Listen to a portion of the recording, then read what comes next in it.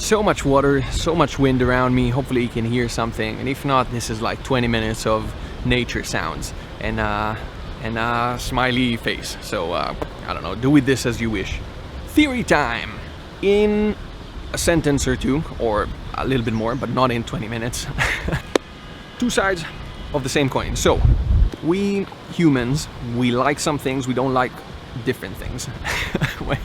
Are you wise already? Did you learn already? We like some things, we don't like different things, right? We value some things more than others. We condemn some things as worth doing and some other things as not worth doing. We see some things as good and some things as bad, and that goes and applies to everything. What I'm about to argue is that everything we perceive as good, as positive, as beneficial, must have an equivalent negative side to it, right? If something can make me super happy, something else in a similar context could make me super unhappy. If I can do something that makes me very proud and very self-confident, increases my self-esteem and whatnot, I could also do something that is the opposite, that's going to make me very self-conscious and hate myself and feel like I'm this sort of, monster. My argument is that it all exists simultaneously. You cannot have something that is very good without also having something that is very bad.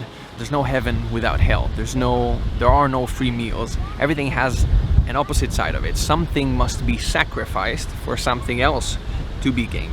Now let's start with that. Let's start with sacrifice. Sacrifice is a heavy word, right? It's a big word. What I mean by sacrifice is that if I want to give something an extra value, if something can make me very, very happy, if something can make me feel very, very good, if something can make me feel like I'm following this needle of my compass and I'm progressing in the correct kind of way. If I'm progressing towards something that is good, inevitably there also must exist the opposite side, the place I just came from. And so sacrifice here, the equivalent exchange we're kind of making, Full Metal Alchemist nerds, yeah, that's what I'm talking about. But yeah, the equivalent exchange we're talking about is if I perceive something as the meaningful thing to do, as the thing that is going to solve my problems, the opposite also exists. A lot of suffering is inevitably created when I chase something that is important for me. And deciding that something is important for you is important, right? We need something to follow. We need a compass of sorts. Okay, here's an example, right? I am not the happiest I could be right now. Some things are not great, some things are, but some things are not great. And I visualize my solution, right? Because of media and movies and family and friends, I visualize my solution as a partner, as a woman, right? And that creates a lot of difficulties for me too. So what am I actually doing here? I take something that is just something, right? It's neutral. A woman, a partner, is nothing but a partner. And I give it a bunch of value. This is going to be the thing that solves everything for me. And so out of nothing, I created now a solution for the problems in my life. I mean, that's a lot, right? Like, think about it. I take something that is neutral, that is a thing, and I make it the solution for my life, for the problems in my life. That's doing a lot, right? Sounds great, sounds amazing. What's the problem here? The problem is that I create the opposite end as well. If I create a solution for this problem that I see in my life, right? At the same time, I have to create this suffering. I have to create the opposite thing. What's the opposite of solution? Dissolution? Unsolution? I create the opposite thing as well, right? If I can take a step in the right direction, maybe I talk to a girl and I can, and it seems like she likes me, and maybe we go on a date, or maybe, if I can do something in a correct, kind of in the direction I see as positive, I can also take a step in the opposite direction, right? I can be rejected. I can say the wrong thing and offend a woman that has been attracted to me a second ago, right? And this goes and gets more and more complex, right? If attracting the correct woman, right, now becomes this like the solution, right? So attracting the right woman that is gonna help me and solve my life problems, right? If that becomes the good thing, right? Everything that implements me going in the same direction is a good thing, right? If I am more attractive myself now, I got all buff and big and, I go to the gym and I'm more attractive, then this is phenomenal, right? Like I'm getting closer to my life solution, and so I'm gonna be happier and feel more good, better about myself.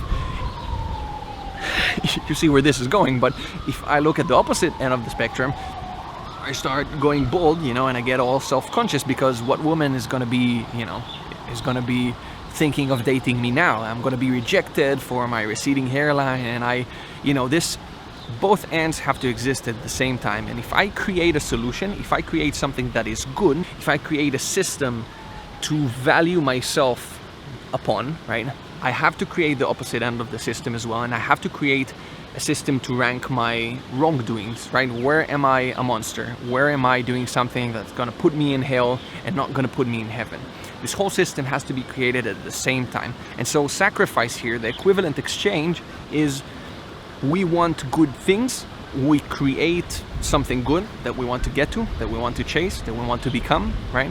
But at the same time, we create all the opposites.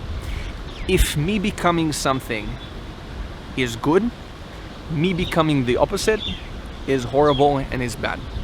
And so in a way, all of our suffering is probably created by us, aiming somewhere, is going somewhere.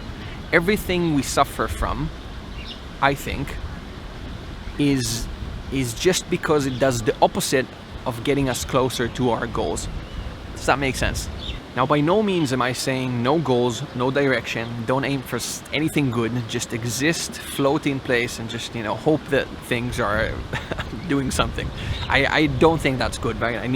We need a compass. We need to be aiming somewhere, and we need to be fearing something else. But when you acknowledge that every coin has two sides to it, you start seeing the bads in everything good you're doing, and you're accepting it as a part of this process, right?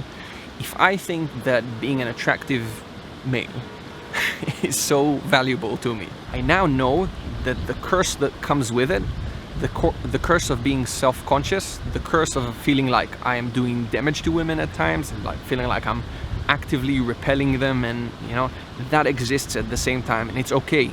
I accept it as a part of the process. I accept it as a part of my journey towards finding a woman. Mark Manson, in his phenomenal book, The Subtle Art of Not Giving a Fuck, amazing book. I'll do a book review about it sometime, maybe. He speaks about this, right? He speaks about picking your problems rather than picking the good things you're looking for, right? So instead of running towards something, it's like, pick the crap you're willing to eat. He's saying something like that, right? Like, what kind of shit are you willing to consume, right? Think about it in this light, and suddenly things change a little bit, right? Suddenly the bads that are involved with your journey become good in some ways, right? Nothing good can really be good without its dark side, and so you start accepting the dark side of things. And that's, I think, is very beautiful. Kind of beautiful, right? Beautiful-ish. I think it is. Alright, so I want to try and give you a couple of applicable points, right? Things you can actually do in your own life.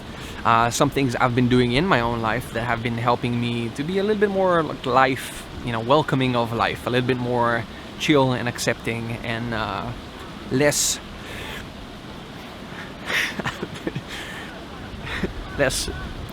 aggressive and like, this is what I am, this is not what I am, this is what, a little bit more neutral and welcoming of life and whatever it throws at me.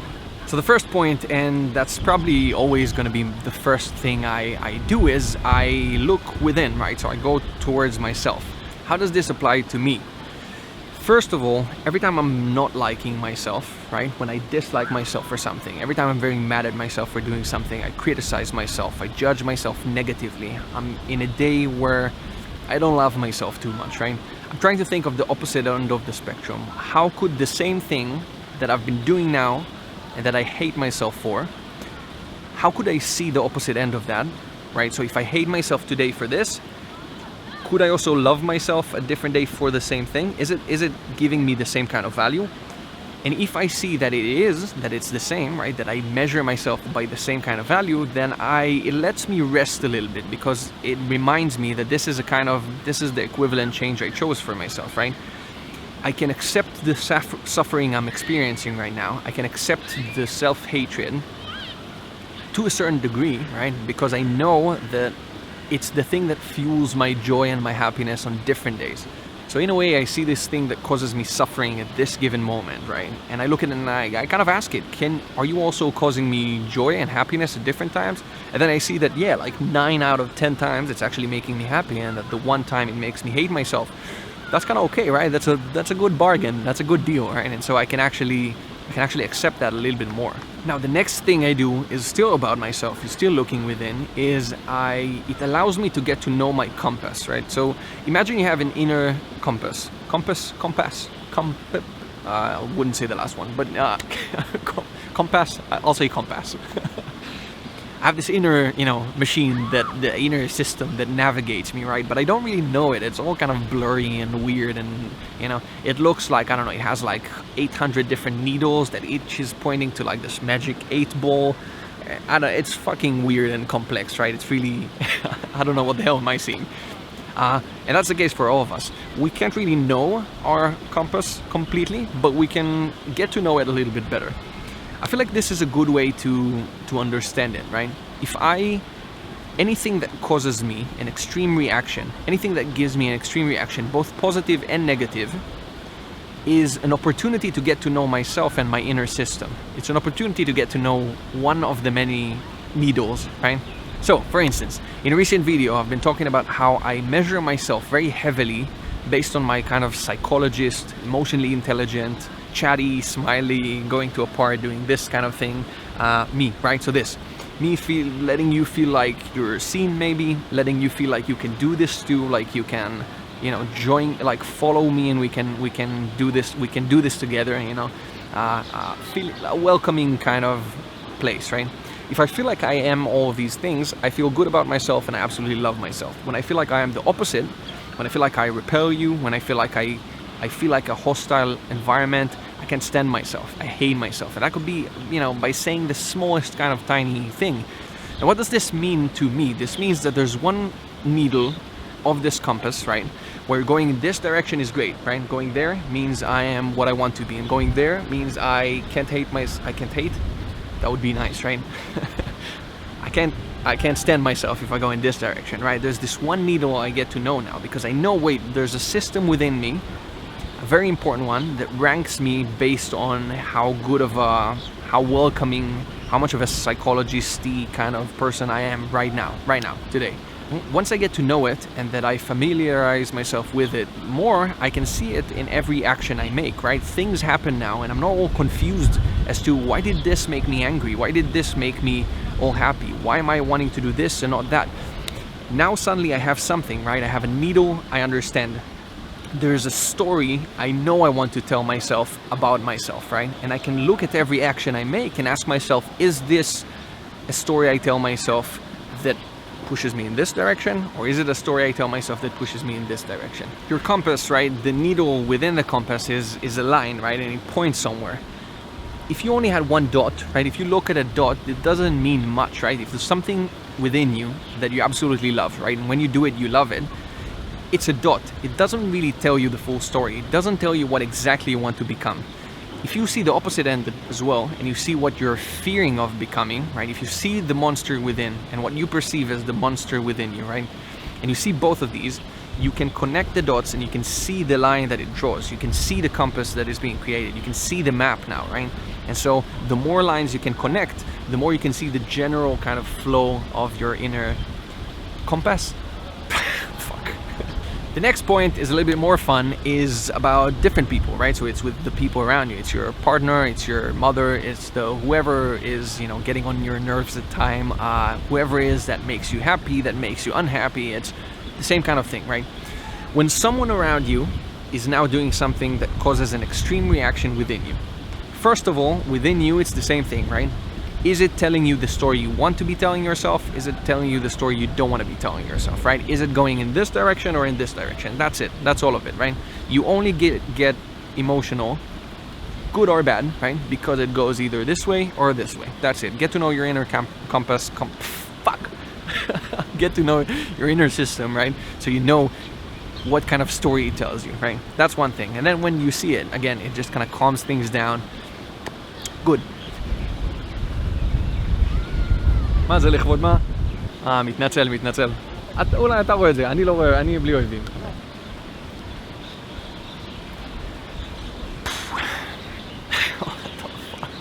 every time it's something else, man. I can't video anything without something happening. Weird. Okay, he's gone. We're good. Kata satan. Okay. So let's try an example, right? Let's think about your partner or ex, probably more comfortable, right? Probably easier to do with an ex. Try to put into words clearly one thing that was very problematic to you, right? One thing that you were really bothered by, something you say, like a behavior pattern, something about them, you're like, okay, this is something I was having a really hard time with, right? One of my examples would be, for instance, the perfectionism that my recent ex kind of had, right? It would be something that, since I am so far from it, since I'm not a perfectionist in any form of way, I always felt like it forces its way upon me, right? I'm trying so hard not to be that, to just upload broken, messy shit anyhow, just kind of like to accept imperfection. You know, I'm working so heavily on that.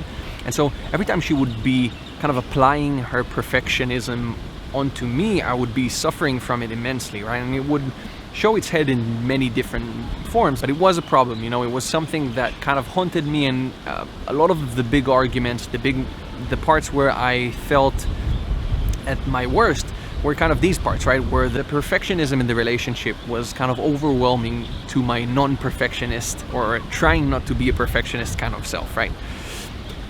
Let's take this one quality and flip it, right? I think she was absolutely beautiful, and not in the way, you know, not necessarily the way she looked. She definitely was beautiful as well, but that's not only it, right? She was just beautiful in everything she's doing. Everything she was doing, from walking into a room, the way she walks, the way she behaves, the way she speaks, I perceived everything as beautiful. Now, beauty is complex, right? But one way to achieve beauty is to work really hard on something until it's fucking perfect, or at least, you know, close to perfect.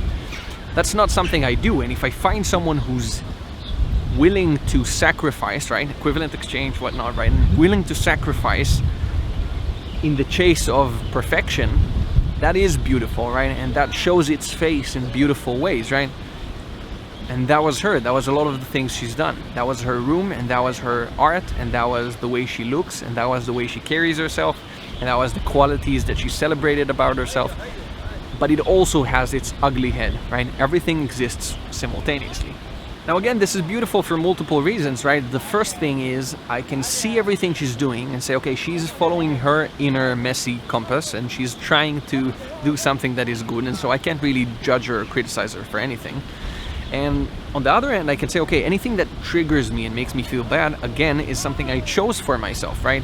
Doing this equivalent exchange, I chose to be bothered by these things, because the opposite, the beauty at the other end of this coin, right, at the other side of this coin, is the reason I'm probably with her to begin with. And so again, it helps accepting people. It helps seeing the bad, the things you perceive as bad in others, and accepting them as the parts you also love about the person. It's the same thing in a different role, in a different mask, right, with a different hat, or I don't know, there's something like that, some phrase like that. Okay, so the last tool I want to offer you is a bit of a question, simply a question, right? The next time you find yourself thinking that a specific thing is going to improve your life dramatically, right? The change you're seeking, it's going to be something specific, right? But the next time you find yourself thinking about a specific change, ask yourself, what problem is it solving, right? So if I'm thinking of the partner thing again, right? I keep going back to partner. I mean, you can see how heavily it is on my mind right now. So what does it solve? It solves loneliness. It gives me someone to take care of, which I love, right? It gives me someone to love. It gives me someone that would love me back. It does all these things, right?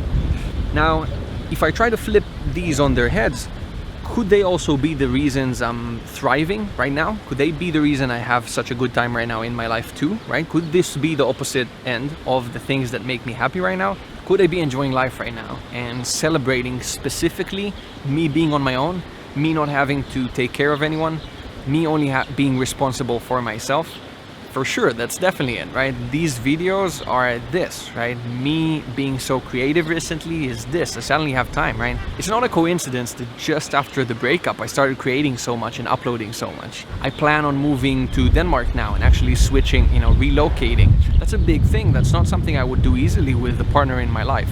And so all the good things that happen to me right now, all the amount of time I spend with friends, is something I can do because there's no partner I spend time with.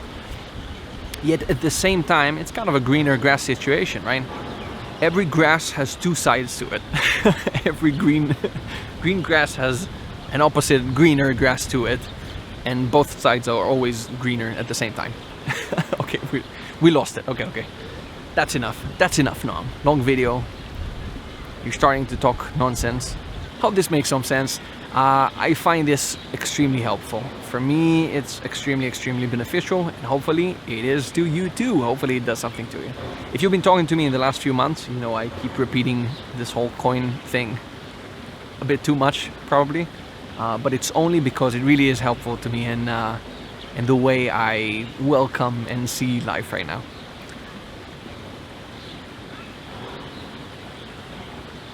Thank you for stopping by.